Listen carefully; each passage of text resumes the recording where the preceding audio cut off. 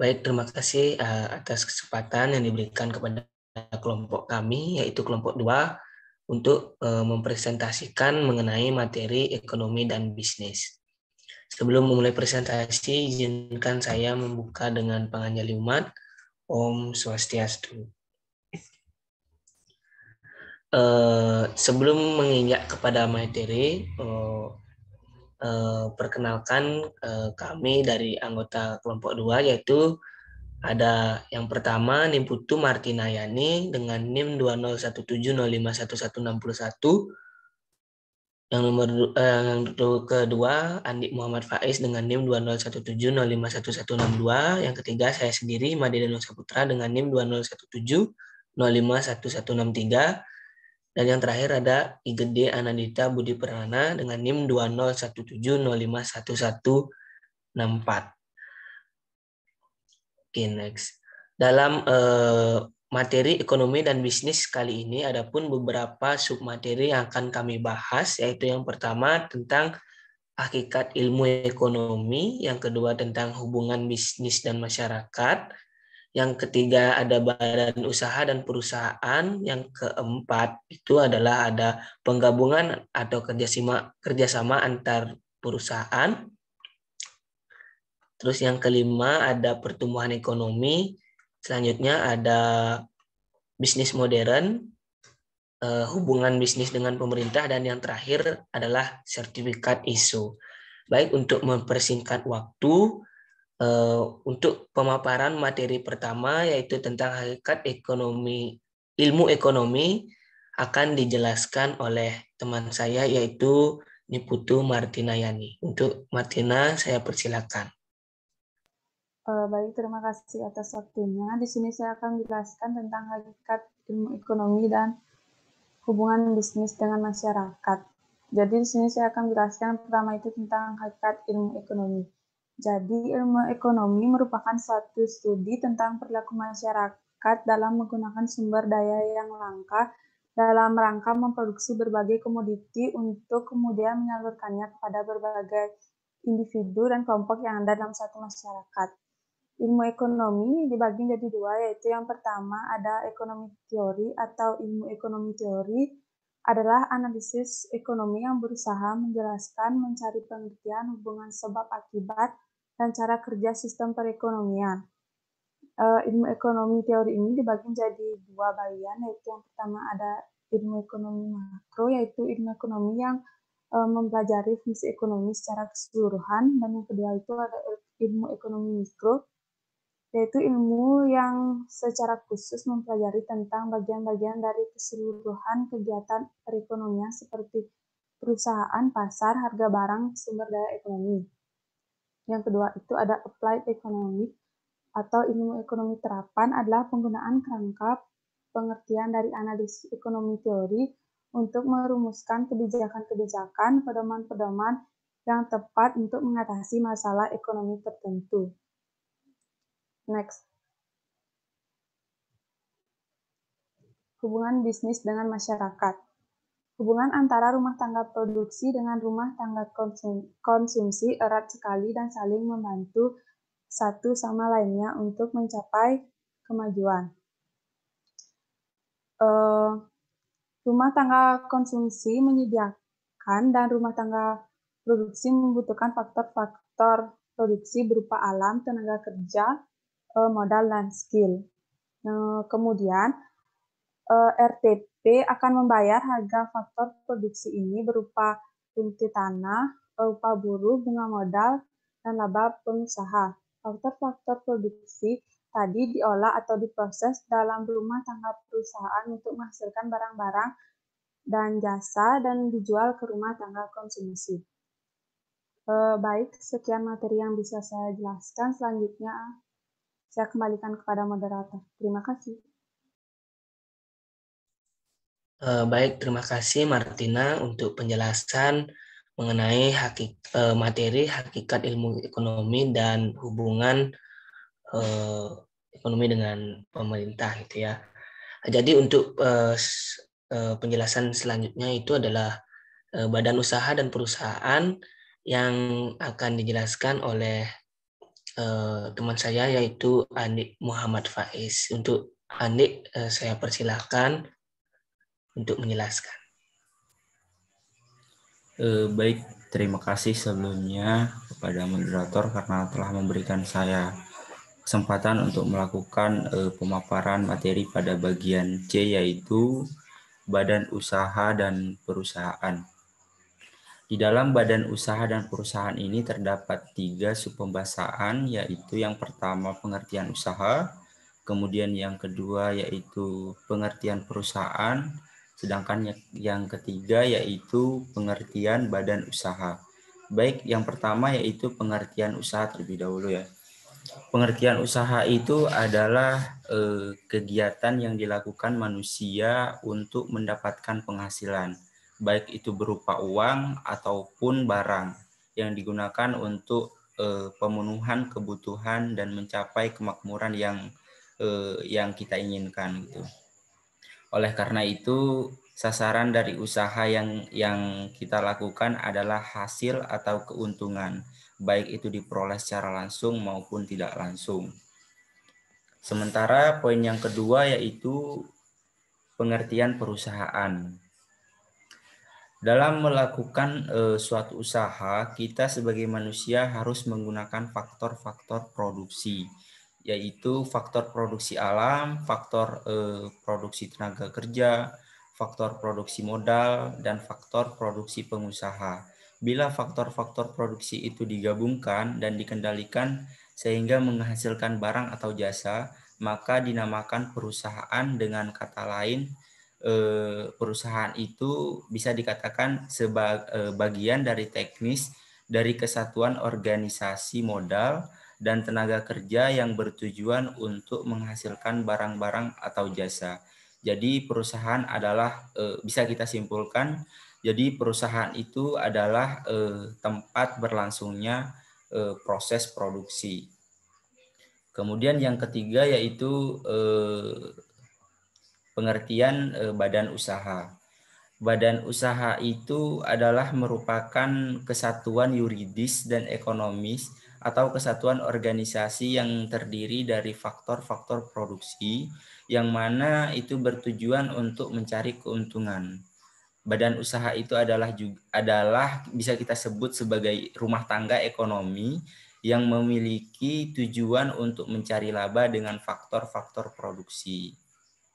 Adapun perbedaan dari badan usaha dan perusahaan itu adalah di badan usaha itu dia memiliki suatu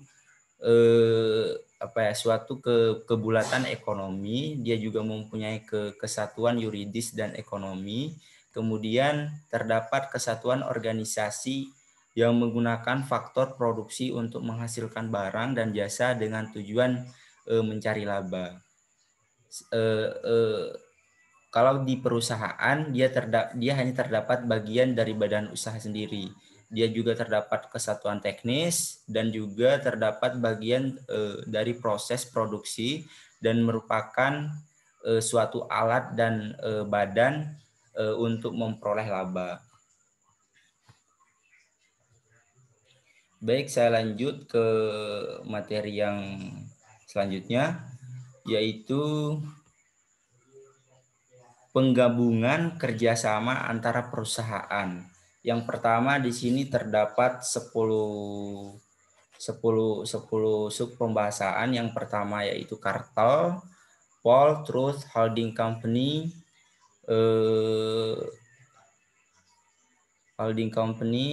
sedangkan yang kelima yaitu concern, joint venture, kemudian yang ke-8 production sharing, yang ke-9 yaitu kontak karya, sedangkan yang terakhir yaitu merger. Baik, mungkin yang pertama yaitu kartel ya. Oke. Kartel itu berarti suatu kerjasama antara perusahaan sejenis yang masing-masing tetap berdiri sendiri untuk waktu tertentu dengan tujuan untuk menguasai pasar. Keuntungan kerjasama ini antara lain harga dapat dikuasai dan stabil, kemudian keuntungan dapat terjamin dan perusahaan masih bebas berdiri sendiri. Kemudian juga kelemahannya juga jika tidak diatur dalam undang-undang, bentuk kerjasama ini akan menjerumus ke arah monopoli yang akan merugikan masyarakat. Kemudian yang kedua yaitu pool. Pada perusahaan angkutan guna menentukan tarif-tarif trayek, kita kenal ada yang namanya traffic pool dan money pool. Traffic pool itu ialah memberikan jumlah muatan kepada anggota dalam setahun. Anggota yang lebih banyak memperoleh penumpang dari yang telah ditetapkan, yang mana harus menyerahkan penerimaannya kepada anggota yang kurang. Seperti itu. Jadi untuk yang ketiga yaitu trust. Trust itu adalah penggabungan suatu perusahaan yang tadinya dia berdiri secara sendiri menjadi satu fusi, baik dipandang dari sudut ekonomis maupun dari sudut hukum. Penggabungan ini bisa dengan cara datar atau horizontal. Misalnya industri sejenis digabungkan menjadi satu sehingga menjadi industri besar. Kemudian ada juga tegak yaitu vertikal.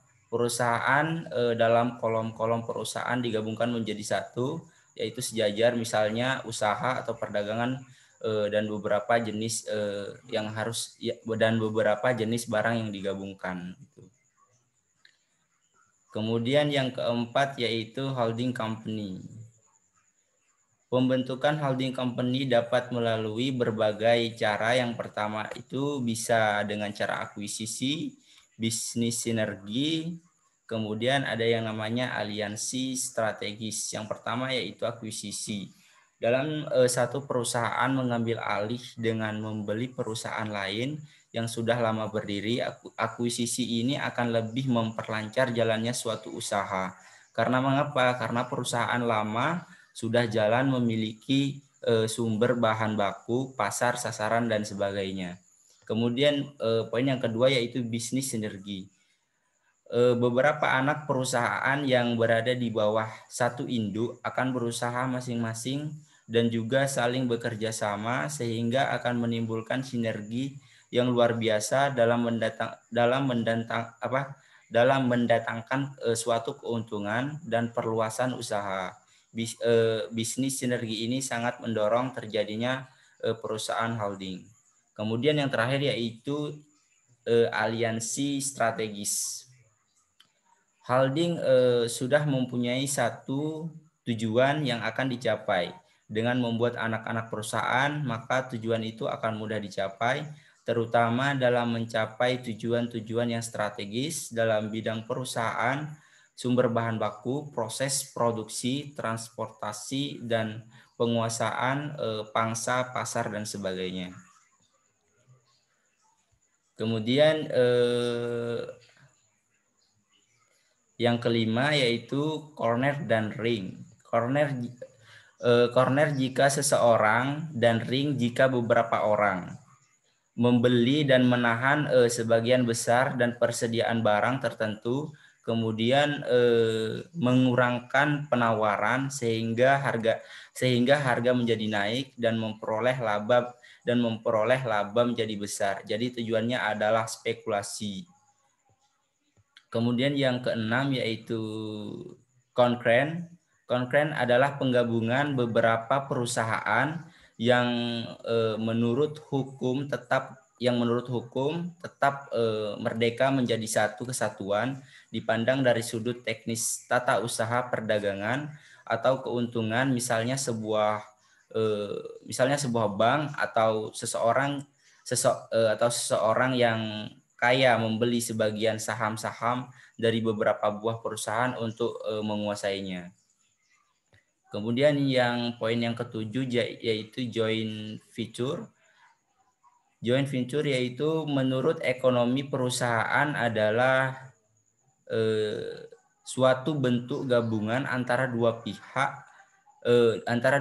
atau lebih yang mengumpulkan modal untuk mendirikan badan usaha dengan perjanjian tertentu. Seperti contohnya joint venture bisa kita joint venture adalah joint venture dalam bidang eksplorasi seperti minyak antara Pertamina dengan perusahaan Jepang dan Amerika. Joint venture itu bisa kita katakan merupakan cikal bakal tumbuhnya multinational corporation, yaitu yang bertujuan untuk penggabungan. Kemudian yang ke-8 yaitu production sharing. Production sharing itu merupakan suatu bentuk kerjasama atau gabungan badan usaha yang mengatur tentang pembagian hasil, yang menentukan pembagian hasil dalam joint venture yang bertujuan untuk penggabungan untuk mendirikan badan usaha.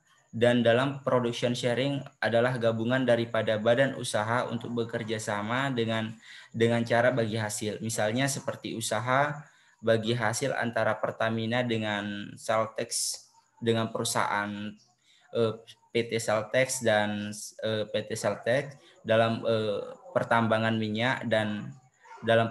minyak di Pekanbaru dan Pelaju Palembang gitu. Kemudian yang ke-9 yaitu kontak karya. Kontak karya itu merupakan suatu gabungan antara dua pihak dalam melakukan suatu perusahaan, tetapi satu pihak tidak secara langsung bekerja sama dengan pihak yang lain dalam menangani dan menjalankan suatu badan usaha dan perusahaan. Biasanya pihak pertama ialah usaha dan perusahaan. Biasanya pihak pertama itu ialah pemerintah suatu negara, yang mana bisa memberikan koneksi pada pihak swasta untuk melakukan usaha dengan perjanjian tertentu. Kemudian yang keempat, kemudian yang terakhir yaitu merger. Merger merupakan salah satu kerjasama antara bentuk penggabungan, kombinasi atau konsolidasi antara dua atau lebih perusahaan yang sejenis karena adanya persamaan kepentingan dan bertujuan untuk memperkuat kedudukan dan stabilitas perusahaan. Kemudian setelah merger maka hanya ada satu nama perusahaan yang terus berdiri, sedangkan perusahaan-perusahaan yang dilebur hilang namanya atau menjadi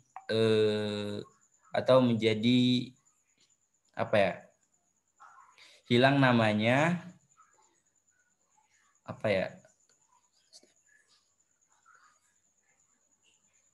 atau menjadi cabangnya. Kemudian aktivitas-aktivitasnya dan mungkin juga hutang-hutangnya digabungkan dengan aktiva dan hutang perusahaan yang tetap berdiri. Sekian penjelasan dari saya. Untuk selanjutnya saya serahkan kepada moderator. Terima kasih.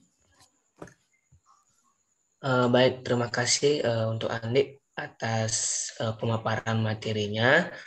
Jadi untuk materi selanjutnya yaitu pertumbuhan ekonomi dan bisnis modern akan saya jelaskan sendiri. Yang pertama itu adalah ada pertumbuhan ekonomi, di mana pertumbuhan ekonomi ini adalah perkembangan kegiatan dalam perekonomian yang menyebabkan barang dan jasa yang diproduksi dalam masyarakat bertambah dan kemakmuran masyarakat meningkat dalam jangka panjang. Dalam pertumbuhan ekonomi ini terdapat 4 teori yang menyatakan bahwa yang pertama yaitu teori klasik yang menyatakan bahwa pada teori pertumbuhan klasik ini analisis didasarkan pada kepercayaan akan efektivitas mekanisme pasar bebas. Teori ekonomi ini berkembang dari abad 18 hingga abad 20. Para ekonom klasik tersebut yang menyatakan teori ini adalah Adam Smith dan yang menyatakan bahwa perekonomian penduduk dalam suatu negara akan meraih titik tertingginya saat menggunakan sistem liberal. Yang kedua adalah ada teori neoklasik yang berkembang pada tahun 1950-an.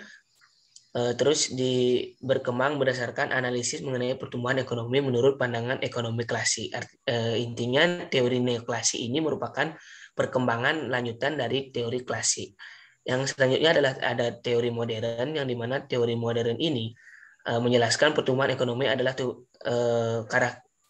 mengakui pentingnya peran pemerintah dalam perekonomian untuk mengatasi kegagalan sistem pasaran terbebas. Teori pertumbuhan ekonomi Harold Domar merupakan salah satu teori pertumbuhan ekonomi modern. Yang selanjutnya adalah teori pertumbuhan ekonomi Schumpeter. Schumpeter ini menekankan pada inovasi yang dilakukan oleh para pengusaha dan menyatakan bahwa kemajuan teknologi sangat ditentukan oleh jiwa usaha.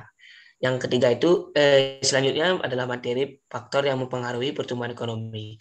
Faktor secara umum yang mempengaruhi tentang pertumbuhan ekonomi adalah sumber daya alam, di mana sumber daya alam ini akan dieksploitasi dan nantinya menggerakkan roda ekonomi. Yang kedua adalah sumber daya manusia, di mana SDM ini merupakan individu produktif yang berperan sebagai penggerak suatu organisasi.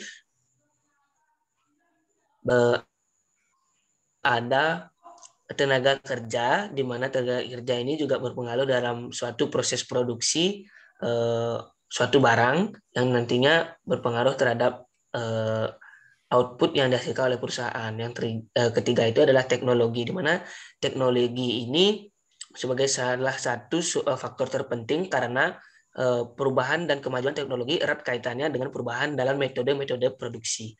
Yang terakhir adalah faktor politik dan administrasi pemerintah, di mana struktur politik dan administrasi yang lemah dan fleksibel, yaitu sangat cepat berubah, menyebabkan beberapa regulasi menjadi berubah-ubah sehingga juga mengganggu perputaran metode faktor pertumbuhan ekonomi itu sendiri. Yang keempat itu ya penjelasan selanjutnya yaitu adalah metode pengukuran pertumbuhan ekonomi. Dalam metode ini yang digunakan adalah produk domestik bruto, yaitu tingkat produksi domestik, yaitu pendapatan total dan pengeluaran total nasional atas output barang dan jasa pada periode tertentu. Metode yang kedua adalah ekspor, di mana kegiatan ekspor ini pastinya didasari atas kondisi bahwa tidak ada suatu negara yang benar-benar mandiri karena suatu sama lain saling membutuhkan dan saling mengisi. Yang ketiga adalah pajak, di mana pajak ini tentunya akan dipungut oleh ke masyarakat dan nantinya mempengaruhi pendapatan pemerintah. Yang ketiga, selanjutnya adalah bisnis modern. Bisnis modern ini adalah bisnis yang menggunakan sistem ekonomi kapital. Bisnis ini bertujuan utama untuk memperoleh profit atau keuntungan dan cenderung memiliki kapasitas dan skala usaha yang lebih luas. Ciri-ciri bisnis modern adalah spesialisasi, yaitu yaitu menjual barang-barang tertentu seperti toko elektronik yang khusus untuk menjual alat-alat elektronik. Yang kedua adalah saling ketergantungan atau interdependence, yaitu karena bisnisnya sudah bergerak dalam bidang tertentu, maka suatu perusahaan tergantung kegiatan pada perusahaan lain. Yang ketiga adalah produksi massal, di mana produksi massal ini pastinya barang-barang yang dihasilkan itu sangat kompleks dan sangat besar. Keuntungan karena adanya efisiensi penggunaan faktor produksi, dengan adanya efisiensi keuntungan pengusaha meningkat dan keuntungan ini digunakan lagi untuk memperluas bisnisnya. Baik, sekian pemaparan materi dari saya. Untuk pemaparan selanjutnya saya serahkan kepada Anandita. Untuk Anandita saya persilakan. Terima kasih atas kesempatannya. Di sini saya akan menjelaskan terkait hubungan bisnis dengan pemerintah. Nah, dalam dunia bisnis terdapat satu kelompok tertentu yang dalam pergerakannya menjunjung tinggi kepentingan antara bisnis, pemerintah, dan untuk masyarakat. Pemerintah mendirikan suatu bisnis berupa koperasi, yang mana dalam bisnis tersebut bertujuan untuk meningkatkan kesejahteraan semua anggotanya atau institusi pemerintah dan juga masyarakat. Hubungan yang serasi antara dunia bisnis dan pemerintah diperlukan dalam upaya meningkatkan kesejahteraan seluruh masyarakat dengan masing-masing pihak menyelenggarakan fungsi-fungsi sebaiknya. Samping mengemban misi pengaturan dalam semua segi kehidupan masyarakat, berbangsa dan bernegara, pemerintah juga merupakan pengguna terbesar dari berbagai produk, yang dihasilkan oleh perusahaan yang terdapat di masyarakat. Terjalinnya hubungan dengan berbagai instansi pemerintah bisa terwujud ketika orientasi pemerintah tidak hanya kekuasaan, melainkan orientasi pelayanan dalam berbagai bentuk dan berbagai kalangan. Selanjutnya ada sertifikat ISO.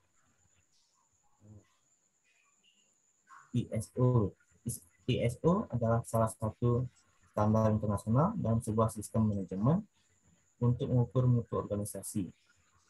Nah, adapun manfaat dari ISO yaitu yang pertama, perusahaan terdaftar pada lembaga sertifikasi dan diaudit secara periodik. Yang kedua, pelanggan akan mudah mencari pemasok yang bersertifikat ISO yang berarti terbuka kesempatan pasar baru. Yang ketiga, terjadi perubahan positif dalam hal budaya mutu bagi organisasi perusahaan karena terdorong untuk mempertahankan sertifikat ISO. Yang keempat, sebagai acuan kerja sehingga karyawan bisa bekerja tanpa kesalahan atau dengan kesalahan yang minimal. Yang kelima, sebagai bukti pelaksanaan sistem dan diperlukan untuk telusur ketika terjadi masalah. Yang keenam, menghindari perbedaan resepsi dan untuk mendapatkan hasil yang seragam walaupun pekerjaannya berbeda. Yang ketujuh, sebagai catatan untuk generasi yang akan datang. Sekian dari saya kembalikan ke moderator.